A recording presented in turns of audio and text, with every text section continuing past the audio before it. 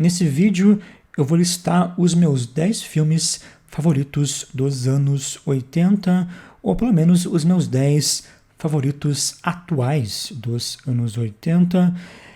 Essas listas nunca são totalmente definitivas, né? Mas dá para ter uma ideia do que eu curto nessa década. Quero fazer ainda outros vídeos sobre outras décadas, mas agora eu vou aproveitar aqui a lista dos anos 80 que eu mandei para votação do Pedro Lovalo. Eu acho que os anos 80 foram uma década bem característica para o cinema, porque a gente tem uma espécie de ressaca de certos movimentos modernos dos anos 70 e até dos anos 60. A gente tem até uma espécie de revisionismo de alguns gêneros mais clássicos.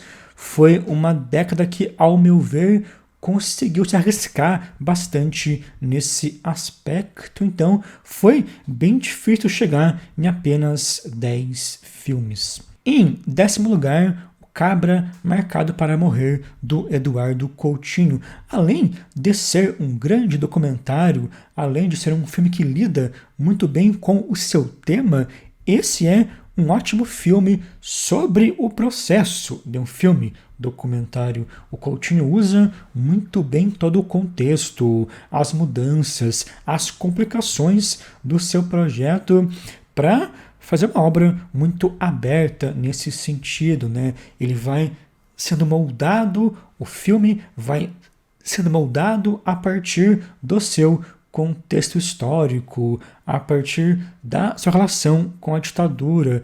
E é uma obra que mostra o Coutinho fazendo o que faz de melhor, que é lidar com testemunhos, é construir um relato de vida e de história a partir dos testemunhos das pessoas. Em 9º lugar, o Life Force, do Tobe Hooper. Eu tenho um vídeo apenas sobre esse filme, vou linkar aqui em cima. Eu gosto muito de como o Hooper mistura uma pegada mais crua e gore com temas de ficção científica. Acho que poucos filmes fazem isso tão bem como esse filme.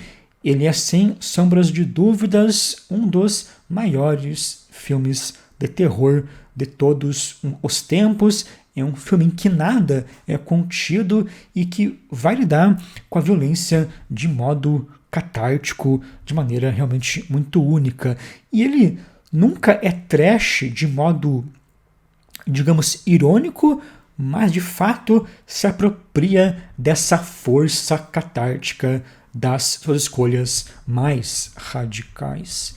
Em 8º lugar, o Dangerous Encounters of the First Kind, um grande clássico do cinema mais livre de Hong Kong dos anos 80.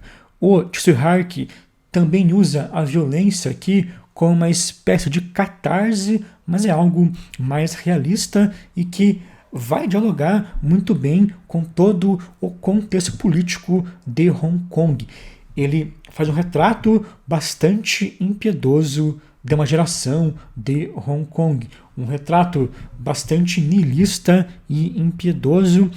É uma obra que consegue ser chocante, mas nunca é apelativa, já que contextualiza muito bem toda a sua brutalidade. Em 7º lugar, O Amigo da Minha Amiga, do Eric Rohmer.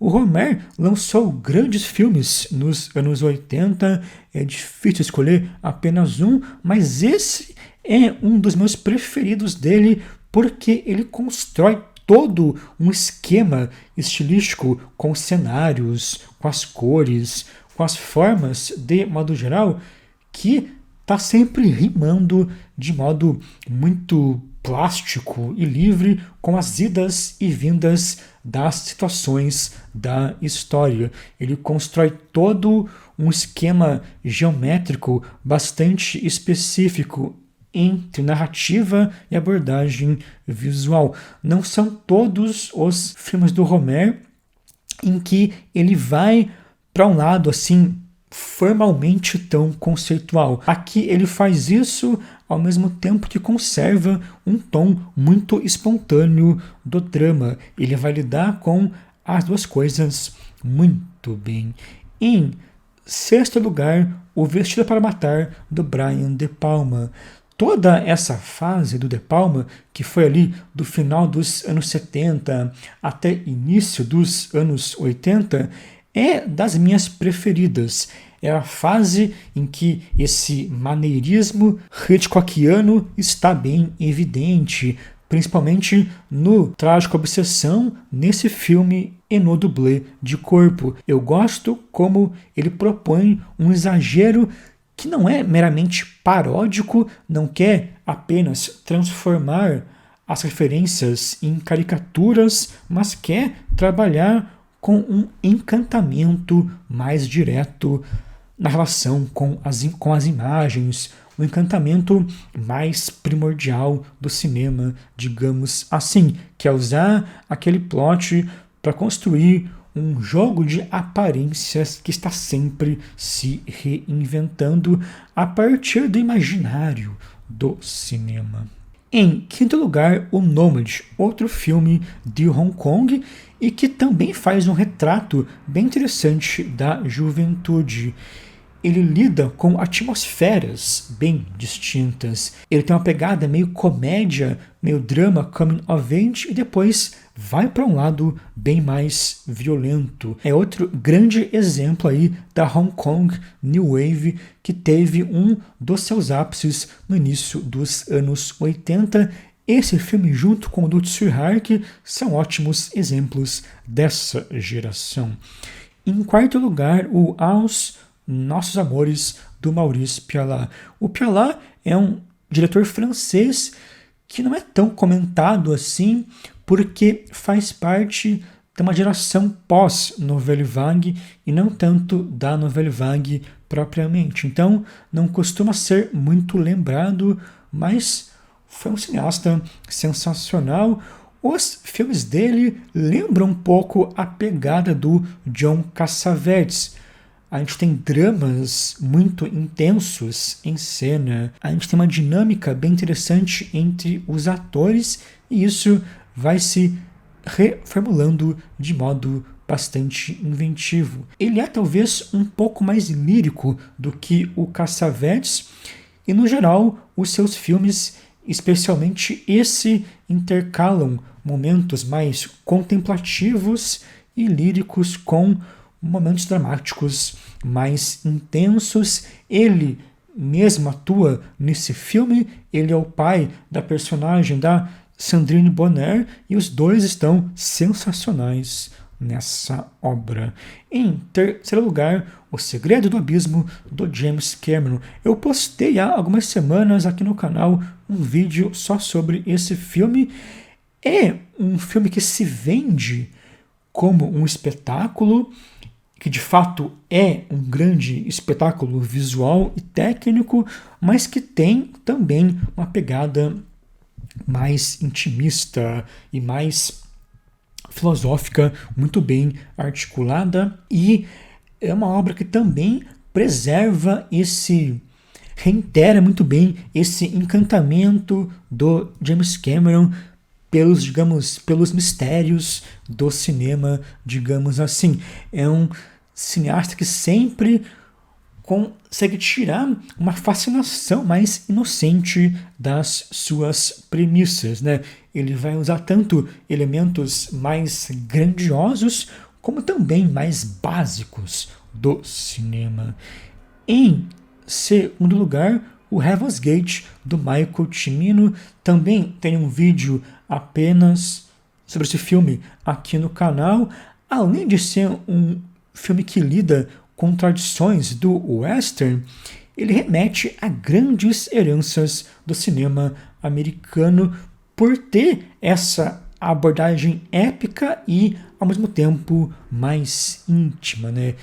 Ele vai remeter ao Griffith, por exemplo, né? Ele não quer apenas construir um espetáculo visual grandioso, mas ele está interessado também em sutilezas mais implícitas dos seus personagens. O Tim Minnelli foi um cineasta muito minucioso, então mesmo em um filme de grandes escalas como esse, sempre existem detalhes que fazem toda a diferença.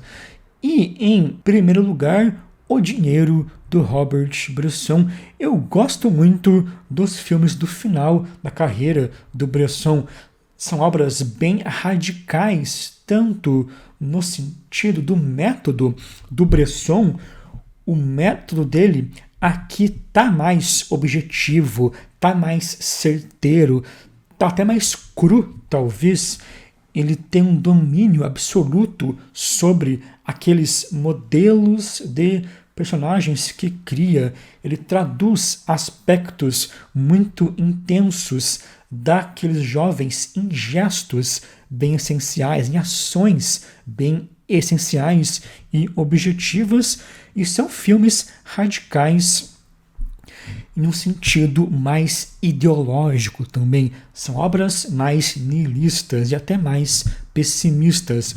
São obras que chegam numa certa transcendência, porém através de um caminho muito mais cru, muito mais radical, através de personagens e atos muito mais extremistas. Eu também tenho um vídeo aqui no canal apenas sobre O Dinheiro, vou linkar aqui em cima. Então, esses foram os meus 10 favoritos dos anos 80. É claro que existem centenas de outros filmes que poderiam estar aqui, né? Essas listas nunca são definitivas, mas eu acho que elas podem ser bem úteis para quem está procurando por indicações de filmes ou para quem quer conhecer sobre cinema e quer expandir um pouco mais, né, os seus horizontes. Me digam aqui embaixo o que vocês acharam dessa lista. Me digam quais são os seus filmes favoritos dos anos 80.